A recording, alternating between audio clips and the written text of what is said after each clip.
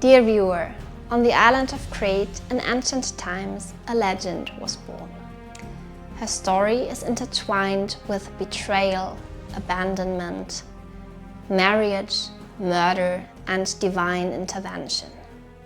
I'm speaking of none other than Ariadne, the daughter of King Minos, who famously helped the Athenian hero Theseus to escape the labyrinth that was built for the monster, the Minotaur. Everyone seems to know this story of the Minotaur and how Theseus slayed it and escaped this labyrinth by help of Ariadne. But do you know what really happened to Ariadne after that fateful night? Different versions of the story claim different outcomes. Some say she has disappeared and nobody knows where she went. Some say she has been murdered by Artemis. Some say she has been married by Dionysos, and some claim that she left the island of Crete together with Theseus only to be abandoned by him later. And these are just some accounts of the stories. So today we will explore the mystery of Ariadne's disappearance through ancient accounts, sifting through the testimonies of poets, historians and storytellers. To understand her fate, we must first understand the voices that spoke of her. What do these ancient testimonies tell us about Ariadne's disappearing? And who are the authors that spoke of her? To unravel the mystery even better, we will also look at artworks made after the legendary tales of Ariadne. So if you're ready, I invite you to join me on this journey of unraveling the mysteries surrounding Ariadne and her story. Before we look at these ancient accounts, let us look closer at the labyrinth and the story behind it.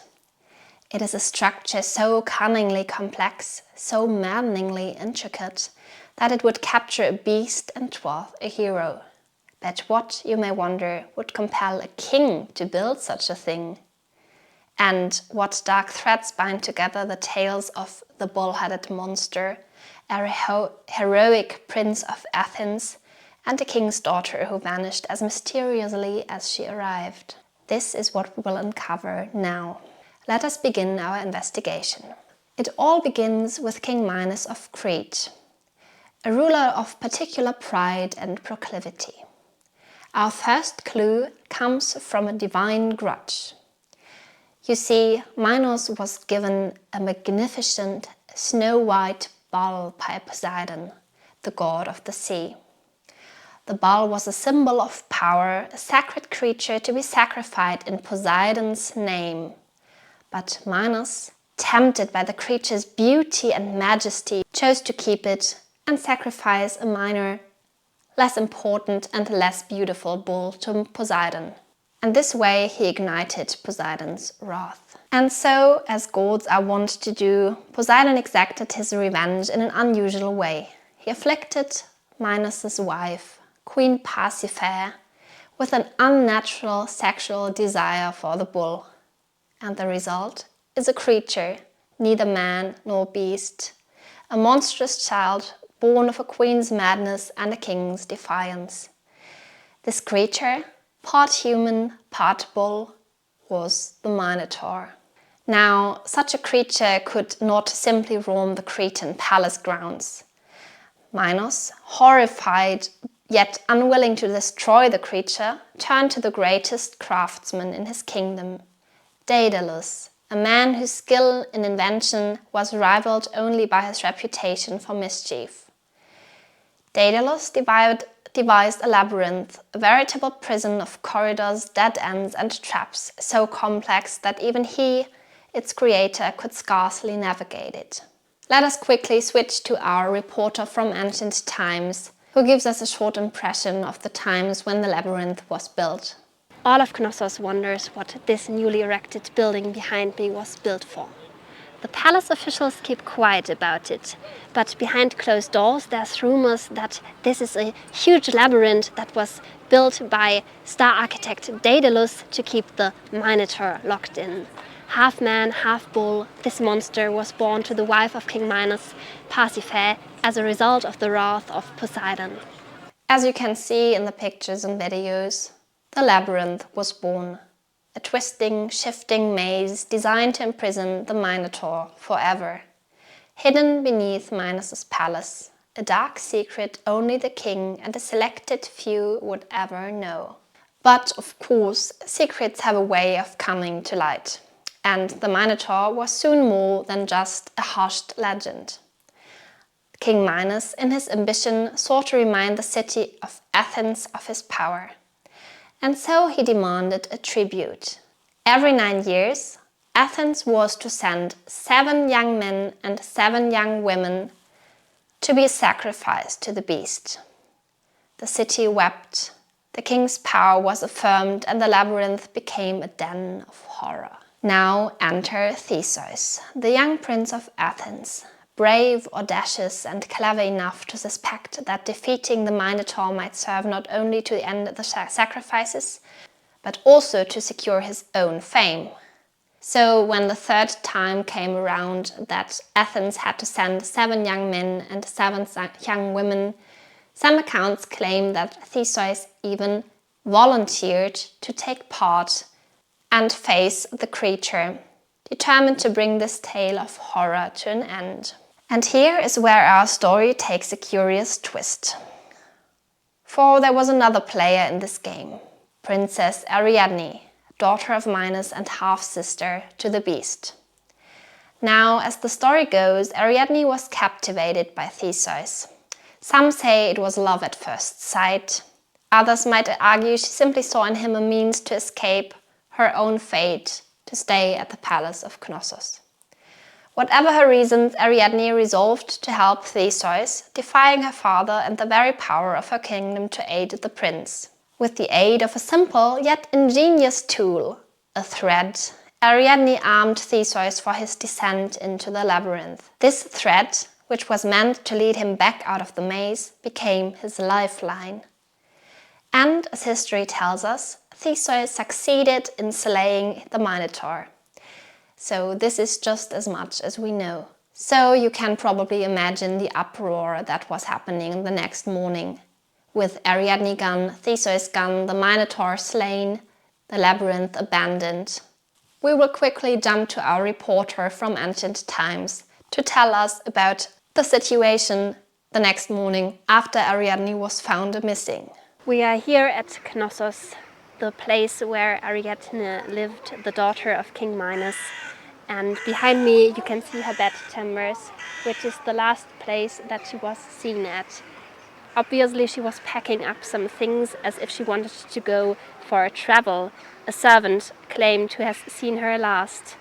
After that, we don't know what happened. Everything seems to be shrouded in mystery. So here we are, and facts are Ariadne is missing. Has she left the island of Crete together with Theseus? Probably, but we cannot be quite sure. But then, just when the story seemed to promise a happy ending, and we could imagine Theseus and Ariadne leaving the island of Crete together and Ariadne being able to finally escape her fate of staying at the palace of Knossos, accounts start to differ, and we cannot be quite sure what really happened to her. Some say Theseus abandoned her on the island of Naxos, leaving her asleep on the shore while he sailed away, heartlessly abandoning his savior. Others suggest that the god Dionysos took Ariadne as his own, spiriting her away, and some accounts make her even into a constellation of stars. As most accounts claim that she has been found on Naxos one way or the other, we can assume that this was the case, and she has been sailing together with Theseus to Naxos. But what happened on that fateful island? Did Theseus, like his father before him, turn his back on love for the sake of his own glory? Or was there something more sinister, something divine at play? To this day, the fate of Ariadne remains a mystery, wrapped in the hazard of legend. To unravel this mystery around Ariadne's disappearance, we will now take a closer look at the accounts of the authors of ancient times. So the first account we have is given by the ancient, most famous author Homer, a poet whose identity remains a subject of scholarly debate until now. He is credited with composing the Iliad and the Odyssey, two monumental epics that shaped Greek storytelling. His works, dating back to the 8th century BC, laid the foundation for much of Western literature, focusing on heroism, divine will, and the fate of mortals. Although Homer's treatment of Ariadne is quite brief, it reflects the traditional Greek focus on gods and heroes over individual emotional journeys. This is Homer's account. The following account is given by Homer in the Odyssey, Book 11, lines 320 following. Homer says, "And Phaedra and Procus I saw, and Ariadne, the daughter of subtle Minos, whom Theseus bore off from Crete, towards the hill of sacred Athens, yet he had no joy of her, since before that could be, she was slain by Artemis in the Isle of Dia, because of the witness of Dionysos." So, Homer's account, brief as it is, places Ariadne's fate within a larger framework of death and the afterlife. In his vision, she resides in the underworld, mentioned almost as an afterthought. Homer tells us that Theseus, who had carried her away, ultimately abandoned her and she was slain by Artemis on the island of Naxos. However, the narrative does not delve into the reasons behind her death or the emotional toll it took. Ariadne's fate in Homer's version is tied to divine forces but lacks personal depth. Her death is simply a consequence of the whims of the gods. So Homer's treatment of Ariadne is minimal and detached. So here Ariadne's death at the hands of Artemis introduces divine interference. As the quote claims, because of the witness of Dionysos, this could mean that Dionysos made Artemis kill Ariadne. But the reasons for that are shrouded in mystery. Therefore, in a way, Ariadne's fate is an unexplained tragedy here. The next account we have is given by Hesiod, who is a contemporary of Homer. He was another foundational figure in Greek literature, known primarily for his Theogony and Works and Days. His works are crucial to understanding the genealogies of the gods and the relationships between divine and mortal realms. Hesiod's Theogony, written around the 8th century BC, like the Odyssey and the Iliad, presents a much more optimistic and divine conclusion to the stories of mortals, particularly those who become involved with gods. The next account is given by Hesiod in the Theogony, lines 947 following, where he writes, "And golden-haired Dionysus made blonde-haired Ariadne, the daughter of Minos, his buxom wife, and the son of Cronus made her deathless and unaging for him."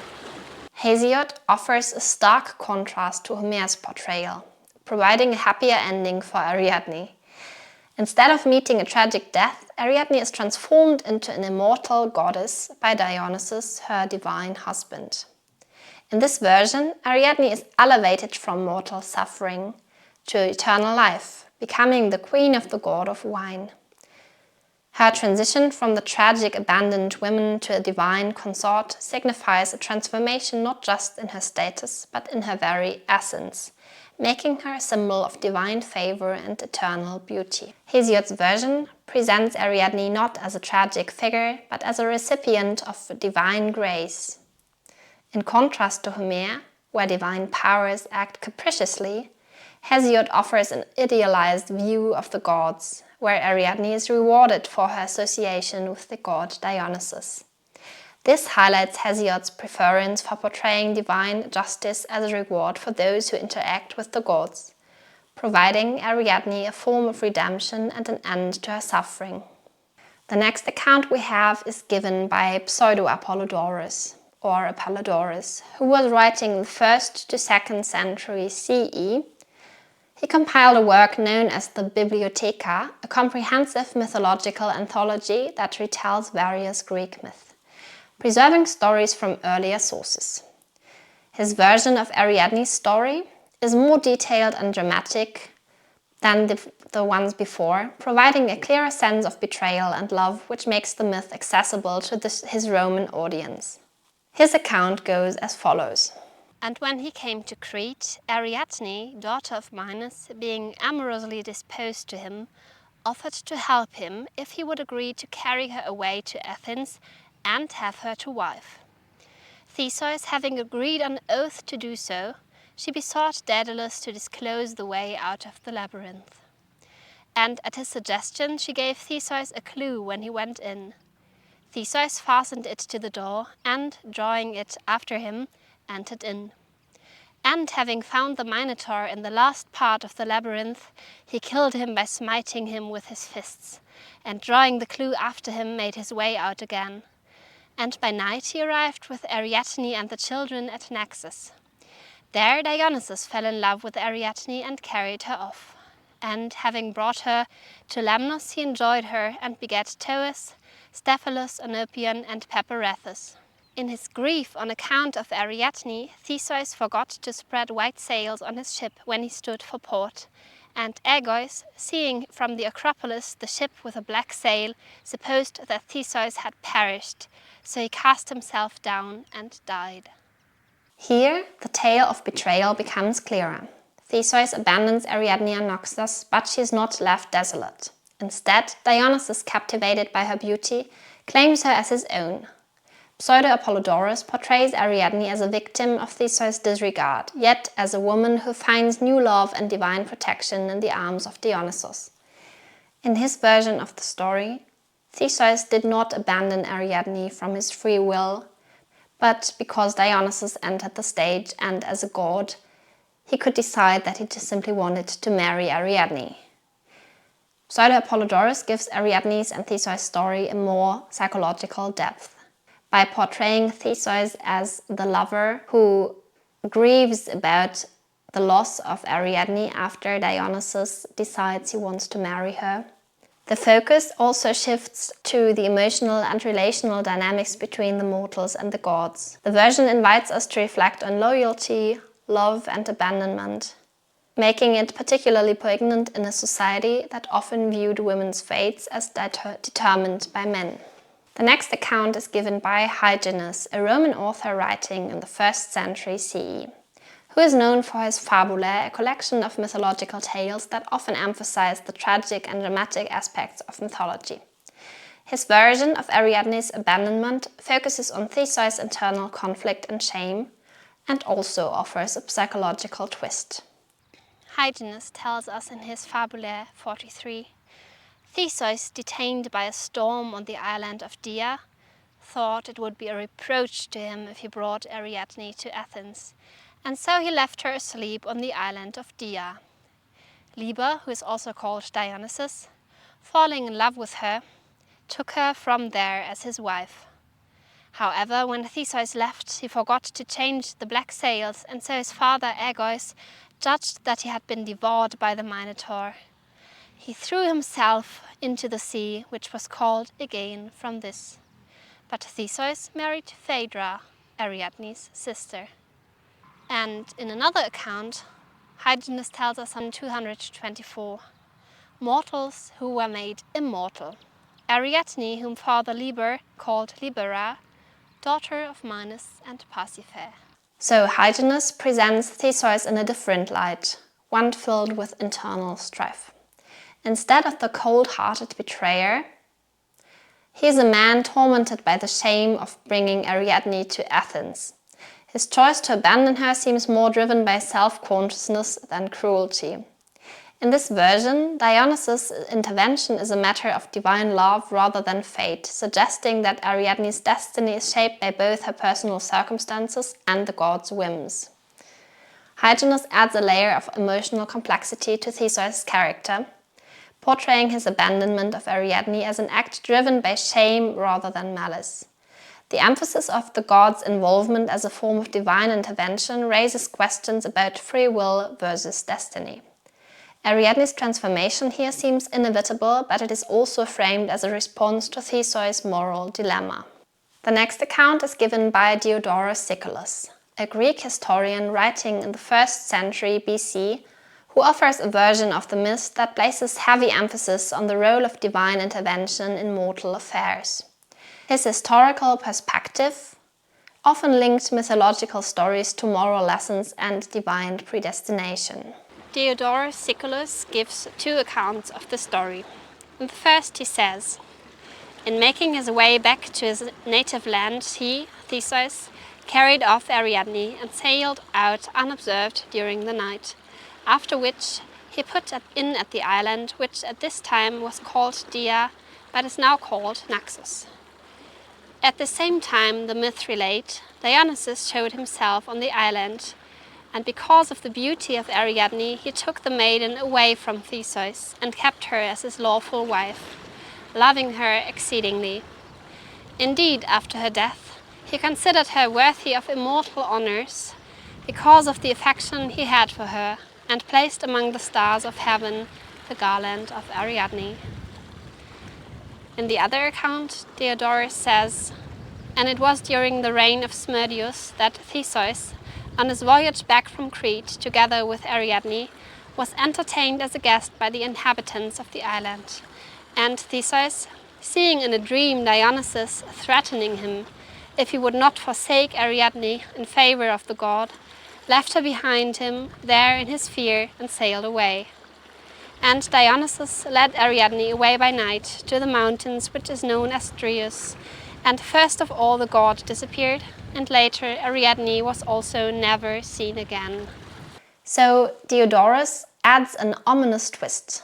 Theseus abandons Ariadne not out of malice but out of fear. In his dream, Dionysus threatens him with dire consequences if he does not forsake Ariadne. This divine command forces Theseus to abandon her against his will, hinting that Ariadne's fate was in the hands of the gods all along. The tension between free will and divine will is a central theme in Diodorus' version. So Diodorus shifts the narrative from human agency to divine coercion, suggesting that Theseus' abandonment of Ariadne was an act of divine manipulation rather than choice. This portrayal underscores the recurring theme in Greek mythology of gods controlling or intervening in mortal lives, raising the question of how much freedom individuals truly have in their destinies. Another account is by the traveler and geographer Pausanias. He was writing in the 2nd century CE, and his description of Greece is a detailed account of the cultural and geographical landmarks of the Greek world, often enriched with mythological stories. Pausanias' interpretation of the Ariadne myth is brief, but it provides a snapshot of how her story was viewed in his time, highlighting her vulnerability and the intervention of Dionysus. Pausanias mentions Ariadne and Theseus in his descriptions of Greece. In Book 1, 20.3, he describes the ornamentation of the oldest sanctuary of Dionysos in Attica, where he reports that in addition to a number of other figures, the following is portrayed. Ariadne asleep, Theseus putting out to sea, and Dionysus on his arrival to carry off Ariadne. And referring to scenes in the paintings of Polygnotus, Pausanias also notes that Ariadne had been taken away from Theseus by Dionysus, who sailed against him with superior forces, when he says, in Book 10, 29.4, Ariadne was taken away from Theseus by Dionysus, who sailed against him with superior forces, and either happened upon Ariadne by chance, or else caught her by way of ambush. In Pausanias' version, we see Ariadne in a vulnerable and passive state, asleep and unaware of Theseus' departure. This moment of desertion is almost cinematic in its stillness, emphasizing her isolation and the inevitability of her fate. Dionysus' arrival, as her eventual rescuer, contrasts sharply with Theseus' abandonment, portraying Ariadne as an innocent victim who is claimed by the god, either by chance or divine design. Pausanias does not delve deeply into motivations, but captures the emotional poignancy of Ariadne's situation, sleeping in innocence, unaware of the looming betrayal. Dionysus' intervention is portrayed as almost inevitable, echoing the theme of divine destiny that threads through earlier accounts. The imagery of Ariadne's slumber evokes the passivity often attributed to women in mythology, Yet her transition into the hands of Dionysos offers her a new kind of agency. We have 3 more accounts now. One of them is by Ovid, a Roman poet of the 1st century BC who is best known for his Metamorphoses, a rich collection of mythological tales centered on transformation. His version of the Ariadne myth, set against the backdrop of Roman poetic elegance, presents a highly romanticized and poetic conclusion to her story, focusing on her divine ascension and eternal beauty. Ovid also gives different accounts of the story of Ariadne. One of the most impressive ones is mentioned in the book Fasti 3, 459 following, where he says, "The constellation Corona of Knossos' girl, who is Ariadne, Theseus' crime deified her. She gave that ingrate the winding thread of the labyrinth, and gladly swept her perjured husband for Bacchus, who is also called Dionysos. He embraces her, Ariadne, and mops her tears with kisses, and says, 'Let us seek heaven's heats together. You have shared my bed, and you will share my name. You will be named Libera when transformed. I will create a monument of you and your crown, which Vulcanus, also called Hephaestus, gave Venus, also called Aphrodite, and she gave you.' He does what he said, and turns its 9 gems to fires, and the golden crown glitters with 9 stars, which is the constellation Corona." So Ovid's portrayal takes a distinctly romantic turn. Here Ariadne is not just a victim or a passive figure, she is an eternal symbol of love and transformation. Dionysos elevates her to the heavens, making her a constellation, symbolizing both loss and glory. Her transformation into the constellation Corona signifies her immortality. Her story transcends earthly bounds, and her love for Dionysos becomes immortalized by the stars. Ovid's version is the most optimistic and transcendent of all the myths, turning Ariadne from a tragic, abandoned woman into a celestial figure. Unlike earlier accounts where she was a victim of human or divine betrayal, Ovid's Ariadne is blessed with eternal beauty and power. This treatment of Ariadne reflects the Roman fascination with transformation, where even loss becomes a path to greater glory. Her immortality in the stars becomes both a tribute to her suffering and a celebration of her divine union with Dionysos.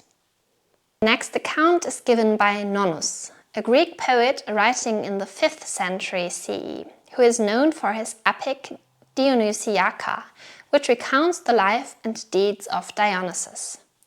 Nonnus' treatment of the Ariadne myth is one of bitterness and heartbreak, adding an element of posthumous jealousy and regret. His work often explores the emotional intricacies of divine relationships, focusing on themes of love, loss, and vengeance. Nonnus, a writer from the later antiquity, wrote in his Dionysiaca, chapter 47, lines 265, the following. "Dionysus went in dainty revel to the vinicled district of Naxos. About him bold Eros beat his wings, and Cytherea led before the coming of Laius, the bridegroom, for Theseus had just sailed away, and left without pity the banished maiden, Ariadne, asleep on the shore, scattering his promises to the winds. When Dionysus beheld deserted Ariadne sleeping, he mingled love with wonder, and spoke out his admiration cautiously to the dance-weaving Bacchantes. Hypnos asleep flew away, the poor lovelorn girl scattered sleep, awoke and rose from the sand, and she saw no fleet, no husband. But the Cadonian maiden lamented with the kingfishers, and paced the heavy murmuring shore, which was all that the Arotes had given her. She called on the young man's name, madly she sought his vessel along the seaside. Scolded the envious sleep, reproached even more the Paphians, Aphrodite's mother, the sea. She prayed to Boreas and adjured the wind, adjured Oreithyia to bring back the boy Theseus to the land of Naxos, and to let her see that sweet ship again. She besought hard-hearted Aeolus yet more. He heard her prayer and obeyed, sending a contrary wind to blow. But Boreas, lovelorn himself, cared nothing for the maid stricken with desire. Yes, even the Aurae, breezes, themselves must have had a spite against the maiden when they carried the ship to the Athenian land. Bacchus was enraptured to hear this lament. He noticed Cecropia, and when the name of Theseus and the deceitful voyage from Crete. Before the girl, he appeared in his radiant godhead. Ares moved swiftly about, and with stinging cestus, he whipped the maiden into a nobler love, that he might lead Minos' daughter to join willingly with his brother Dionysos. Then Bacchus comforted Ariadne, lovelorn and lamenting, with these words in his mind-charming voice. Maiden, why do you sorrow for the deceitful man of Athens? Let pass the memory of Theseus. You have Dionysos for your lover, a husband incorruptible for the husband of a day. If you are pleased with the mortal body of a youthful year's mate, Theseus can never challenge Dionysus in manhood or comeliness. But you will say he slew the Minotaur. Not for nothing did that fleet of Theseus sail from my Naxos. But Pauthis, the sexual longing, preserved you for a nobler bridal. Happy girl that you leave the poor bed of Theseus to look on the couch of Dionysus the desirable. What could you pray for higher than that? You have both heaven for your home and Cronion for your godfather. For you I will make a starry crown, the constellation Corona, that you may be called the shining bedfellow of crown-loving Dionysus. So he comforted her. The girl throbbed with joy and cast into the sea all her memories of Theseus when she received the promise of wedlock from her heavenly wooer. But Ariadne has a thing to say for herself in chapter 48, lines 530 following. The soul of dead Ariadne, born on the wind, came, and beside Dionysus' sleeping sound stood jealous after death, and spoke in the words of a dream. Dionysus, you have forgotten your former bride. You long for Aura, and you care not for Ariadne. O my own Theseus, whom the bitter wind stole, O my own Theseus, whom Phaedra got for husband, I suppose it was fated that a perjured husband must always run from me. If the sweet boy left me while I slept, and I was married instead to Laius, an inconstant lover and a deceiver. Alas, that I had not a mortal husband, one soon to die, then I might have armed myself against love-mad Dionysus and been one of the Lemnian women myself. But after Theseus, now I must call you too a perjured bridegroom, the invader of many marriage beds. If your bride asks you for a gift, take this distaff at my hands, a friendly gift of love, that you may give your mountaineering bride with your Minoan wife gave you. Then people can say, she gave the thread to Theseus and the distaff to Dionysus. You are just like Cronion, changing from bed to bed. And you have imitating the doings of your woman-mad father, having an insatiable passion for changing your loves. Nonnus offers a haunting twist to the Ariadne myth.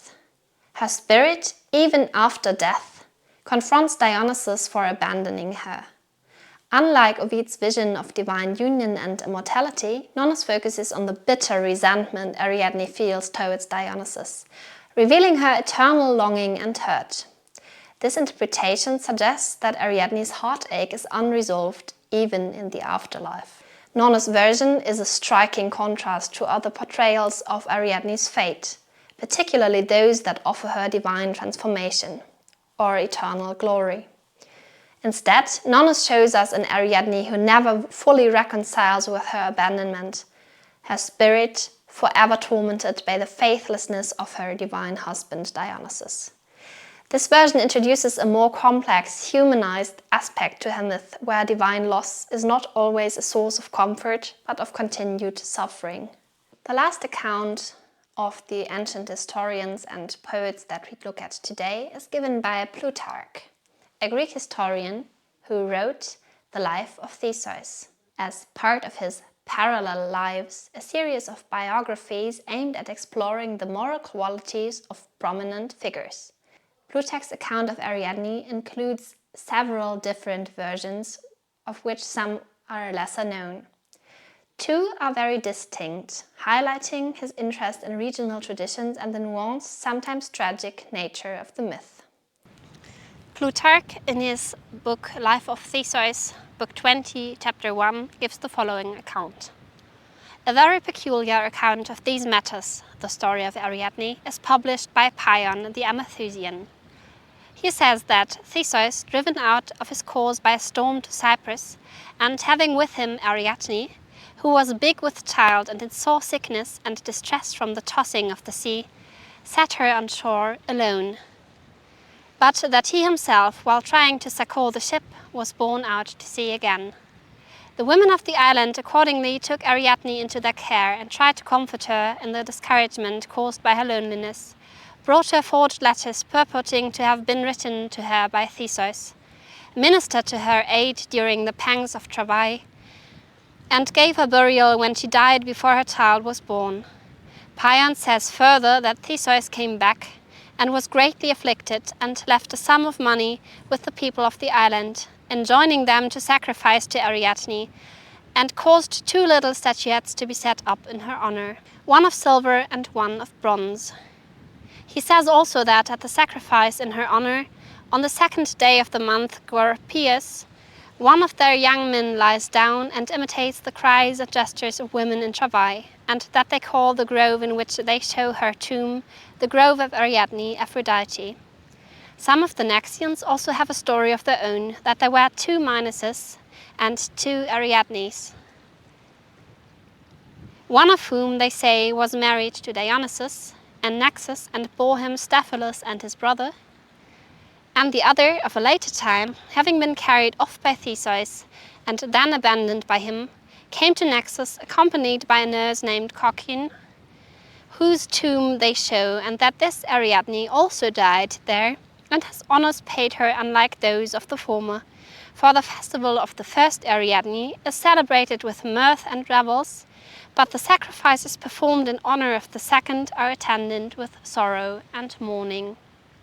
So, as we see in Life of Theseus, Plutarch offers, among others, these 2 versions of Ariadne's end, both emphasizing loss, but through different lenses. Paeon's version, set in Cyprus, sees her as a figure of tragic separation. Local women console her with letters and give her a tender burial when she dies, honoring her suffering. In the Naxian version, there are 2 Ariadnes, one celebrated with joy as Dionysos' bride, and the other remembered with sorrow, marking the duality of her myth. Plutarch's accounts offer a glimpse into how local traditions shape myth. Paeon's version emphasizes compassion, suggesting Ariadne as a tragic figure whose isolation led to her deification in Cyprus. The Naxian's dual portrayal reflects mythic complexity. One Ariadne embodies joyful union with Dionysus, while the other symbolizes sorrow and abandonment, allowing both the celebratory and tragic elements of her story to coexist. Plutarch's narrative contrasts with other mythic accounts that focus on either glory or despair, painting Ariadne's story as deeply human, filled with suffering, ritual, and memory. To get a more complex and detailed view of the mystery that surrounds Ariadne's disappearing, we also want to look at some of the most famous artworks that have been made of Ariadne's story, particularly in terms of abandonment, divine encounter, and transformation. The first one we want to look at is a red figure vase from the 5th century BC, which depicts Theseus abandoning Ariadne. In this classical depiction, Ariadne lies asleep, unaware that Theseus is abandoning her. The scene captures a sense of vulnerability, with Ariadne's peaceful slumber juxtaposed against Theseus' quiet departure, hinting at the heartbreak to come. The vase offers a poignant commentary on her innocence and betrayal, as well as the inevitability of her fate as Theseus leaves her on Naxos. The simplicity and starkness of the figures emphasize the raw emotional gravity of the moment. Another ancient artwork we want to look at are the Pompeii frescoes of Ariadne, which were created during the 1st century BC, particularly around the Augustan period between 27 BC and 14 CE, when Pompeii was at its peak. The depictions in the frescoes cover different aspects of her myth, particularly her abandonment by Theseus and her subsequent transformation by Bacchus. We see the abandonment by Theseus in several frescoes where Ariadne is shown sleeping or reclining, oblivious to Theseus' departure. The scene highlights her vulnerability and abandonment, often with a desolate or empty landscape to emphasize her isolation. Secondly, the arrival of Bacchus. The frescoes contrast Ariadne's abandonment with her eventual salvation by Bacchus. Bacchus is often shown arriving triumphantly, a symbol of divine rescue. His presence marks a shift from sorrow to joy in her myth, indicating her eventual elevation to a divine status. The Pompeian depictions emphasize Ariadne's emotional journey, from helplessness and loss to the eventual transformation into the immortal bride of Bacchus. The frescoes, by positioning these key moments in close proximity, underscore the transition from despair to hope, emphasizing the dramatic nature of the story. Overall, Pompeian frescoes present a blend of sadness and redemption, with Ariadne as both a tragic figure and a symbol of divine rescue and transformation. Now we jump into the 16th century. The portrayal of Titian, called Bacchus and Ariadne, from between 1522 to 1523. Titian's work portrays Bacchus leaping from his chariot toward a startled Ariadne, capturing her at the moment of emotional transition. Ariadne's expression of fear or surprise emphasizes the intensity of her abandonment, even as Bacchus's arrival promises her salvation and love. The dynamic movement, vivid colors, and expressive poses highlight the tension between Ariadne's vulnerability and her destined transformation. Titian's Ariadne stands at the intersection of despair and divine intervention, underscoring the drama of her fate. Next up, we have Tintoretto's Bacchus, Venus, and Ariadne, from 1576 to 1577. In this painting, Ariadne's hesitation is apparent as she faces Bacchus, who approaches her alongside Venus. Tintoretto's use of light and shadow creates an enigmatic atmosphere, highlighting Ariadne's internal conflict. She appears both drawn to and uncertain about her new fate, adding psychological depth to her character. Unlike other works that celebrate her divine union, Tintoretto's depiction suggests an ambivalence toward her new life, focusing on her transformation as complex and bittersweet. The next depiction is from Annibale Carracci, The Triumph of Bacchus and Ariadne, from 1597 to 1602. Carracci's fresco presents Ariadne's transformation as a moment of triumph and celebration. Surrounded by divine figures and revelers, she stands beside Bacchus, fully embracing her new role. The opulent colors, flowing movement, and festive atmosphere underscore the grandeur of her ascension to immortality. Here, Ariadne is depicted with a sense of agency and joy, her previous abandonment now a distant memory as she basks in the glory of her union with Bacchus. The next painting is by Angelica Kauffmann, called Ariadne Abandoned by Theseus, from 1774. Kauffmann's neoclassical portrayal focuses on Ariadne's despair in the immediate aftermath of Theseus' abandonment, a posture and expression embodying a quiet, dignified sorrow. Kauffmann captures Ariadne's vulnerability and humanity, emphasizing the emotional depth of her abandonment rather than the subsequent divine encounter. Her depiction highlights the personal tragedy of the moment, painting Ariadne as a figure of sympathy. So, who was Ariadne in the end? A mortal betrayed? A goddess raised to the heavens? Or simply a soul in search of love? Each account offers a glimpse into her mystery, a tragic heroine who became a constellation, an immortal, a goddess, and a symbol of both love and loss. Perhaps her true fate will remain hidden among the stars, waiting for us to find our own meaning in her story. When comparing the versions of Ariadne's fate, we find a complex evolution of her character. Homer's account is vague and detached, offering no emotional depth, while Hesiod elevates her to divine status, marking her a symbol of divine reward. Pseudo-Apollodorus adds complexity, portraying Ariadne as both a victim and a lover, rescued by Dionysos. Hyginus offers psychological nuance, showing Theseus as a man torn by shame, while Diodorus suggests that the god's will ultimately determines her fate. Pausanias and Ovid offer more passive or romantic portrayals, with Ovid celebrating Ariadne's immortality and Pausanias presenting her as an innocent victim. Nonnus, in contrast, introduces bitterness and unresolved grief, while Plutarch presents tragic, human-centered versions that strip away the divine. The diverse perspectives also find rich expression in the artworks that have immortalized Ariadne's tale. The Pompeian frescoes capture her divine transformation, emphasizing her rescue and renewal by Dionysos, while Renaissance and Baroque masterpieces by artists like Carracci and Titian celebrate her joyful ascent to the divinity, framing her union with Bacchus as a triumphant conclusion to her trials. In contrast, the Romantic and neoclassical works focus on the emotional depth of Ariadne's abandonment, portraying her as a tragic figure of profound introspection and loss. Together, these works offer a spectrum of interpretations that reflect the myth's emotional complexity. Ariadne is portrayed not only as a symbol of loss, but also as an emblem of divine transcendence.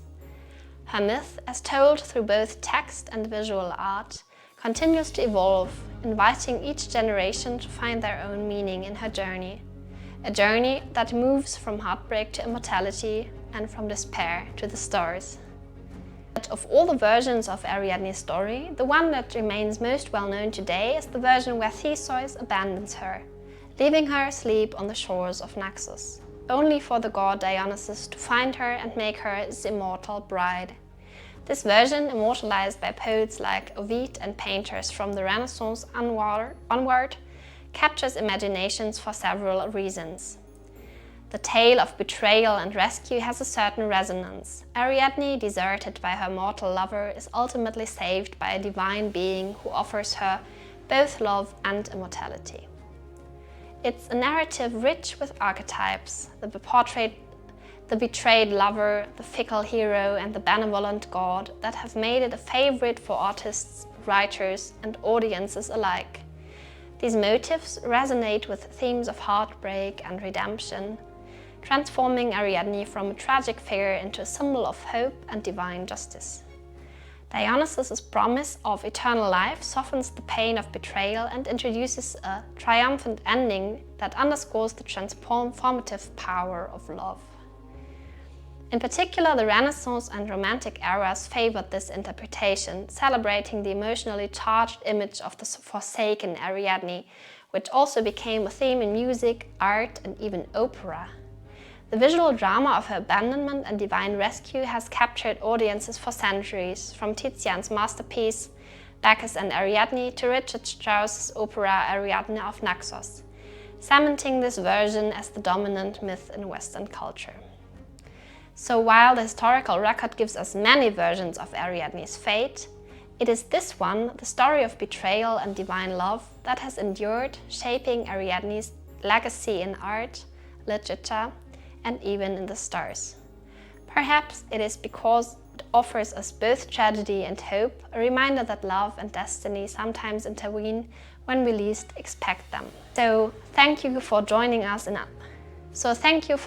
me in uncovering the mystery of Ariadne's fate. You're invited to comment down below which version of the story speaks most to you, or if you know other accounts that I haven't mentioned. I invite you to subscribe to this channel for more in-depth explorations of ancient, medieval, and modern stories. See you in my next video. Bye bye.